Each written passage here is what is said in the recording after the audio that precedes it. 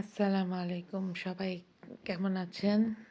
তো আমা আমরা আমরা ফ্যামিলি সহ আসলে এমন কিছু দিন পার করছি যেগুলা ভাষায় প্রকাশ করার মতো না। মানুষের জীবনটা যে এতটা ছোট মানুষ আসলে অসুস্থ না হলে বুঝে না। মানুষের লাইফে যখন একটা টার্নিং পয়েন্ট আসে যখন সে মনে হয় যে আসলে আসলে এই জীবনটা অল্প, আমার আমার হাতে সময় কম, আমার হাতে সময় বেশি নাই, তখন মানুষের আর কিছু না, টাকা-পয়সা, খাবার-দাবার এগুলা কিছুই না। শুধু মনে হয় যে আমি আমার লাইফে তো সেরকম কোনো কাজই করতে পারি নাই যে কাজগুলো আমার করার কথা ছিল। তো আ আসলে কি দিয়ে কি বলবো না বলবো আসলে কিছুই বুঝতে পারতেছি না। ওয়েদার দিন আসে দিন যায়। প্রত্যেকটা মানুষের দিন আসে, দিন শুরু হয়। মানুষের টেন একটা টেনশন থাকে যে আজকে এটা রান্না করব, ওইটা খাবো, এটা করব, সেটা করব। আর কিছু মানুষের দিন শুরু হয়, আল্লাহ আজকে রাতটা কোনো রকম কাটছে। যাক পরের দিন সকালবেলাটা ভালো হইলেই হইলো, আবার রাত্রবেলা হইলে দেখা যাবেনে। তো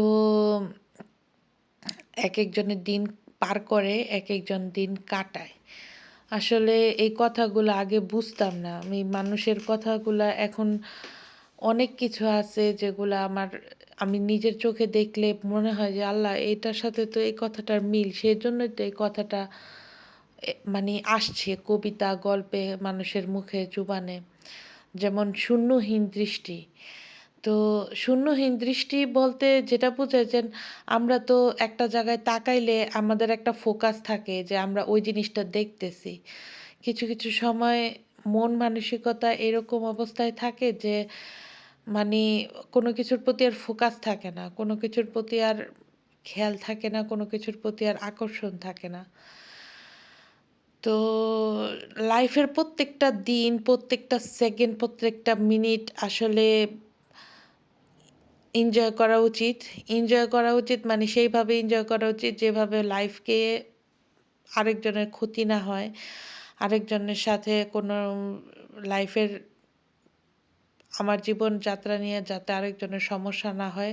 আল্লাহ যেভাবে বলছেন সেভাবে যাতে আমরা কাটাইতে পারি। আসলে সবকিছু মিলায়-জিলায় পরিশেষে একটা জিনিসই বলব যে মানুষ অনেক কিছু আছে তো বলা যায় না। অনেক কিছু আছে জীবনের লাইফে পরে একটা সময় আসলে মনে হয় যে এই কথাটা আসলে আমি যদি অন্যভাবে বলতে পারতাম বা আমি আমার মানে সাথের মানুষটাকে যদি এইভাবে সুন্দর করে কথাটা বলতে পারতাম, তার ভালো লাগতো। আমরা আসলে একটা ভালো কথাও ভালোভাবে বলতে গেলেও ১০ বার চিন্তা করি যে না দাম বাইড়া যাবো, তারা এই কথাটা বলা যাবে না। নিজের ফ্যামিলি মেম্বারের ক্ষেত্রেও কিন্তু আমরা সেরকমই না তারে এটা বললে আবার মানে দেমাক বাইরে গেল গা। ঠিক আছে আমার আর পাত্তা দিল না এটা সেটা। কিন্তু আমরা কি এটা ভাবি যে এই কথাটা না বলতে পারলে হয়তোবা এমন একটা মুহূর্ত আসতে পারে যে না আমার আর এই কথাটা বলার মতো সময় নাই। আমি আ আসলে আমি আমার আম আমার অনেক জমানো কথা যে জমানো কথাগুলো আসলে আমি নিজে না গুছায়ে বলতে পারি না মানে ভালো মতন বিশ্লেষণ করে বলতে পারি যে না আসলে আমি এই কথাটা কেন বললাম, কেন এই কথাটা ওই সময় মনে আসছিল। কিন্তু আমি কখনো যদি কোনো দিনও যদি আমি আমার মানে এই কথাগুলা যদি আবার রিটার্ন করি, আমি আমার এই কথাগুলা যদি আবার মানে বুঝায় বলতে চাই, তখন আমি এই দিনগুলার কথা মনে করব। আমি এই দিনগুলা যদি আল্লাহ জীবিত রাখে তাহলে চিন্তা করব যে কেন আমি ওই সময় এই কথাটা বলছিলাম যদি আমার মনে থাকে। মানুষ পরিশেষে একটা কথাই বলবো, যারা যেইখান থেকে যেইভাবে আমার বা আরেকজনের ভিডিওগুলা দেখেন, সবসময় ভিডিওর মানে যে টার্নিং বা মেইন পয়েন্ট সেটা একটু বুঝার চেষ্টা করবেন। আমার আজকের ভিডিওর টার্নিং আর মেইন পয়েন্টটা হচ্ছে এটাই যে হেলথের উপরে কোনো বিষয় নেই আর হেলথের উপরে কোনো জিনিস নাই। ঠিক আছে? সুস্থতা, নেয়ামত এবং হায়াত এগুলো আসলে আল্লাহর নেয়ামত ছাড়া আর কিছুই না। যখন যে যেখানে আছেন তার হেলথ চেকআপটা করবেন। মেক সিওর যে আপনি সুস্থ আছেন, আপনার কোনো সমস্যা আছে কিনা থাকলে সর্ট আউট করবেন। পরিবারকে সময় দিবেন এবং পরিবারের সাথে দয়া করে ভালোভাবে কথা বলবেন। এটার জন্য বলবেন যে আপনার আজকে আছেন, কালকে যদি না থাকেন দুনিয়াতে তাইলে যেন পরিবারটা বলতে পারে, "না, আমার এই পরিবারের মানুষটার কথা আমার এখন পর্যন্ত মনে আছে বা আমার এই কথাটা কানে বাজে।" এটা যেন সে মনে, মনে না বলে, এটা যেন সে মনে করতে না পারে যে, "না, এই মানুষটা তো আমার কোনো কাজেই ছিল না। আমার এই মানুষটার কোনো কথাই তো আমার কোনো লাভ হয় নাই, কোনো কাজে আসে নাই।"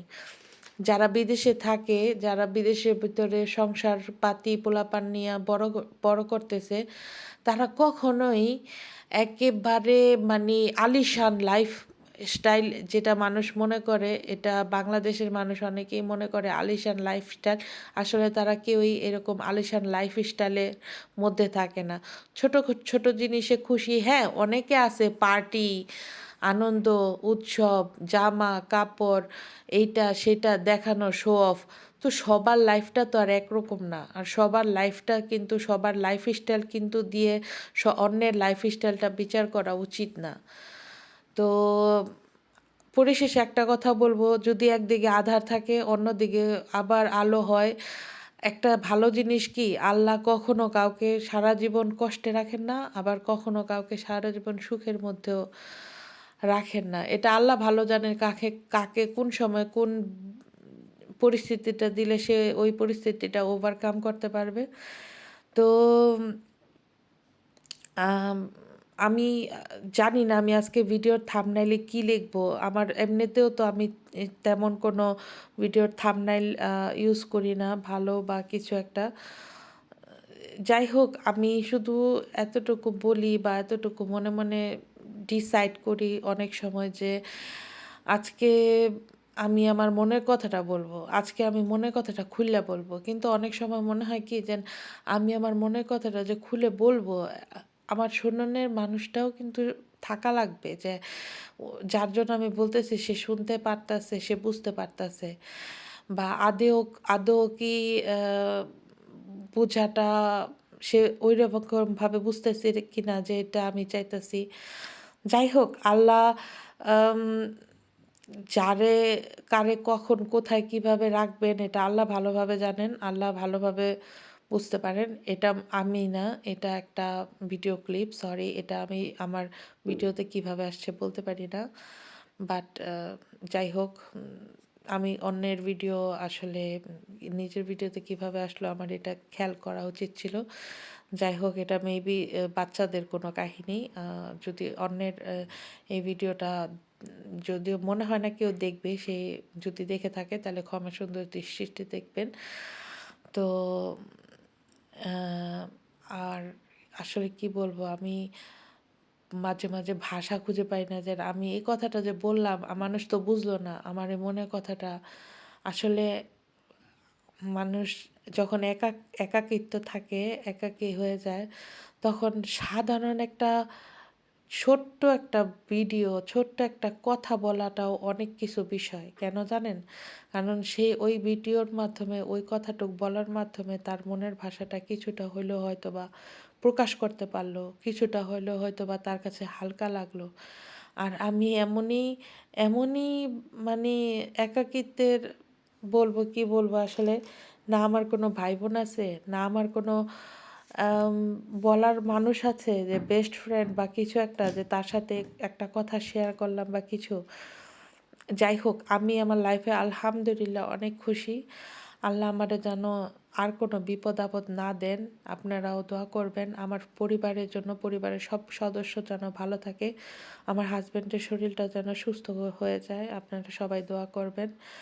কারণ একটা পরিবার বেস্টই থাকে একটা হাসব্যান্ডের উপরে। তো যাই হোক, আলহামদুলিল্লাহ আল্লাহ যেভাবে যেই হালাতে রাখছেন ভালো রাখছেন। আলহামদুলিল্লাহ আমাদের নেক হায়াত দান করুক আল্লাহ সবাইকে।